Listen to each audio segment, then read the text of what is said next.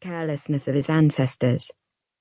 Not only had the MacNachtons of the past done little to hide their dark nature, becoming the night riders of people's worst nightmares, but they had also bred outside the clan. They left behind living proof of their existence, but far worse and unforgivable.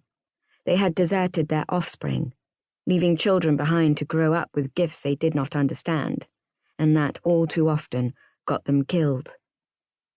The moment the MacNachton laird Cathal had become aware of the problem, he had sent out as many of his men as he could. Dozens of MacNachtons were on a hunt for the ones they now all called the Lost Ones. Not only did their clan need the new blood the Lost Ones could bring to Cambrin, but the MacNachtons' greatest enemy now hunted the Lost Ones as well. An ever-growing number of hunters were on the trail of anyone with MacNachton blood, and it had become a hard-run race to see who would find all the Lost Ones first. As soon as the trees began to thin out, Gybbon signalled his cousins to go down on their bellies. The three of them crept along, barely rustling a single leaf, until they reached the edge of a clearing. Gybbon was idly thinking of how good they were at sneaking up on outsiders when the clouds suddenly slid away from the full moon and he got a good look at the person facing down 8 well-armed men. They had definitely found a lost one, was the only clear thought he had for a moment. She was small and looked as if she badly needed sustenance. She was also dressed in rags and needed a bath.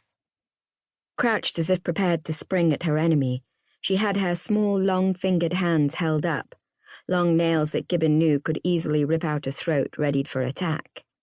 A snarl twisted her full mouth and exposed her fangs. One man already lay sprawled on the ground between her and the other men. Her ragged gown and pale face were spattered with the wounded man's blood. A man of fastidious tastes and habits, Gybbon was shocked by the abrupt, fierce attraction he felt. She was a feral creature, as unlike the women he favoured as a thistle was to a rose. Even the pure-blood women of his clan had never looked this feral, this dangerous. The fact that he could not even see her eyes or face very clearly due to the tangled mess of her long, thick hair did nothing to dim the attraction suddenly knotting his innards. He felt his fangs fill his mouth, and he knew it was not just because of the strong scent of blood.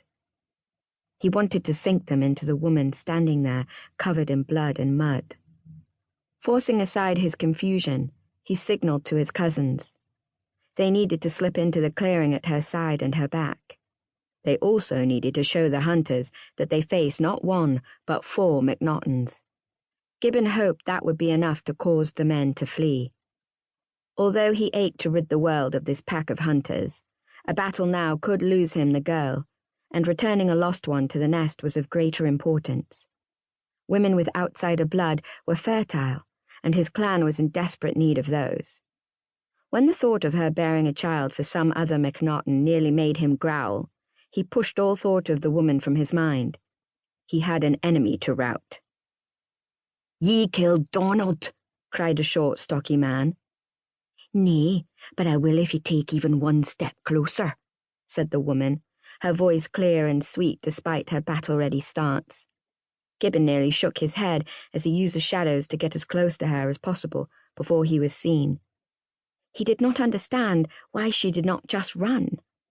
Why would she face so many armed men when she could outrun them or disappear into the shadows? They had not cornered her. She still had routes of escape open to her. "Ye will die here, demon bitch, and we will sniff out your stinking spawn and kill him too."